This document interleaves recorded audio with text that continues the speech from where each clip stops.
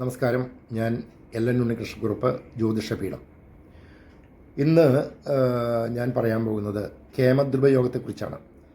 എന്താണ് കേമദ്രുപയോഗം? അതായത് ഇതൊരു ദാരിദ്ര്യയോഗമാണ്. നമ്മൾ കഴിഞ്ഞ വീഡിയോയിൽ കോടീശ്വര യോഗത്തെക്കുറിച്ച് പറഞ്ഞു. അവിടെ നമ്മളുടെ ജാതകത്തിലെ ഗ്രഹനിലയിൽ നമുക്കൊരു കോടീശ്വരനാകാനുള്ള യോഗമുണ്ടോ, അല്ലെങ്കിൽ ധനികനാവാനുള്ള യോഗമുണ്ടോ എന്നൊക്കെ അറിയേണ്ട വിധം എങ്ങനെ നമ്മൾ കണ്ടുപിടിക്കാമെന്ന് പറഞ്ഞു. ഇന്ന് ഈ കേമദ്രുപയോഗത്തെക്കുറിച്ച് പറയാം. അതായത് ഒരു ജാതകത്തിൽ ചന്ദ്രൻ നിൽക്കുന്ന രാശിയുടെ 2ാം ഭാവത്തിലും 12ാം ഭാവത്തിലും ഒരു ഗ്രഹങ്ങളും ഉണ്ടാവില്ല. അങ്ങനെയുള്ള ജാതകങ്ങളാണ് ഈ ജാതകങ്ങൾ കേമദ്രുപയോഗം ഉണ്ടെന്ന് പറയും. അതായത് ഈ അനഭ സുനഭ ദുരിതുരായോഗങ്ങൾ, ചന്ദ്രൻ നിൽക്കുന്ന രാശിയുടെ 2ലും 12ലും ഗ്രഹങ്ങൾ നിന്നുള്ള യോഗങ്ങളാണത്. ഈ ദുരിതുരായോഗം എന്ന് പറയുന്നത്. അപ്പോൾ ഇങ്ങനെ ഈ അനഭ സുനഭ ദുരിതുര യോഗം ഇല്ലാത്ത, അതിൽ ചന്ദ്രൻ 2 ഭാഗങ്ങളിലും യാതൊരു ഗ്രഹങ്ങളും ഇല്ലാത്ത ആ ജാതകത്തിൽ കേമദ്രുപയോഗമുണ്ട്.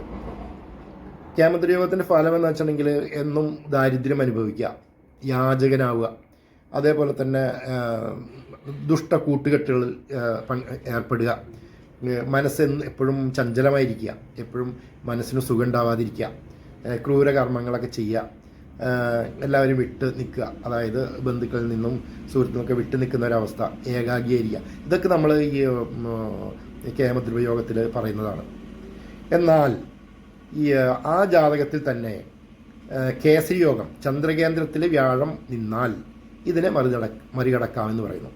അതേപോലെ തന്നെ ഈ പഞ്ചമഹാപുരുഷ യോഗങ്ങളായിട്ടുള്ള കുജനെ കൊണ്ട്, ബുധനെ കൊണ്ട്, വ്യാഴത്തെ കൊണ്ട്, ശുക്രനെ കൊണ്ട്, ശനിയെ കൊണ്ട് ചിന്തിക്കുന്ന രുജഗ, ഭദ്ര, ഹംസ, മാളവ്യ, ശശ, ഈ യോഗങ്ങൾ ഉള്ളവർക്കും ഇതിനെ മറികടക്കാൻ കഴിയും. ഈ ദാരിദ്ര്യ ദുഃഖം അനുഭവിക്കേണ്ടി വരില്ല എന്ന്.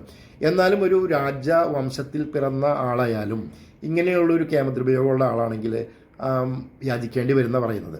അപ്പോൾ ഇങ്ങനെ ഈ രാജയോഗങ്ങളുള്ള ഒരു വ്യക്തിക്കാണെങ്കിൽ നമ്മൾ ആ നിമിഷം വരെ, അതായത് നമ്മൾ വളരെ ദാരിദ്ര്യം അനുഭവിച്ചിട്ട് ഒരു കാര്യം നടക്കാതിരിക്കുക, നടക്കേണ്ട ഒരു ടൈമുണ്ടല്ലോ, ആ സമയത്തിനകത്ത് നമുക്ക് എവിടെന്നെങ്കിലും ഒരു സഹായം കിട്ടും എന്നുള്ളതാണ് അതിൻ്റെ പ്രത്യേകത. അപ്പോൾ ആ കാര്യങ്ങൾ നടക്കുന്നു, മനസ്സിലായില്ലേ? ഇപ്പോൾ ഒരു കാര്യവും ആ വ്യക്തിക്ക് നടക്കാതിരിക്കില്ല ഈ രാജയോഗങ്ങൾ ഉണ്ടെങ്കിൽ. എന്നിരുന്നാലും നമുക്കിതിന് പരിഹാരമായിട്ട് വിഷ്ണു ക്ഷേത്രങ്ങൾ നല്ല ശരിക്കും സാധാരണ ഇപ്പോൾ നമ്മൾ ഈ തിരുവനന്തപുരം പത്മനാഭസ്വാമി ക്ഷേത്രം, അതേപോലെ തന്നെ ഗുരുവായൂർ ശ്രീകൃഷ്ണക്ഷേത്രം, തിരുപ്പതിയിൽ വിഷ്ണു ക്ഷേത്രം, അവിടെയൊക്കെ പോയിട്ട് നമ്മൾ ശരിക്കും അതിനുള്ള വഴിപാടുകളും പ്രാർത്ഥനകളും ചെയ്തു കഴിഞ്ഞിട്ടുണ്ടെങ്കിൽ ഇതിൽ നിന്നൊക്കെ ഒരു ആശ്വാസം കിട്ടുമെന്നാണ് പറയപ്പെടുന്നത്. അപ്പോൾ നമുക്ക് മറ്റൊരു വിഷയമായിട്ട് വീണ്ടും കാണാം. നന്ദി, നമസ്കാരം.